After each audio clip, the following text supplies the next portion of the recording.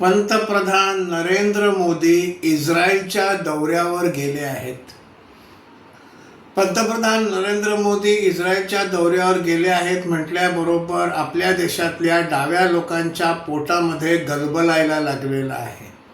इस्रायलशी दोस्ती करता कामा नये, ते पॅलेस्टिनींवर आक्रमण करतात, पॅलेस्टिनी बेघर होतात, निर्वासित होतात अशी त्यांची ओरड आहे. पण मग 1948 साली पाकिस्ताननं हल्ला केला, 1/3 काश्मीर हे पाकिस्ताननी बळकावलं, तेव्हा हे कुठे होते? 50च्या दशकामध्ये चीननं तिबेटवर आक्रमण केलं, तिबेटींपैकी अनेक लोकांना बेघर केलं, दलाई लामांना सुद्धा निर्वासित होऊन भारतात यावं लागलं, तेव्हा कुठे होते हे? 62 साली चीननं भारतावर आक्रमण केलं, भारताचा मोठा भाग त्यांनी बळजबरीनं आपल्या घशात घातला, तेव्हा कुठे होते हे सगळे डावे?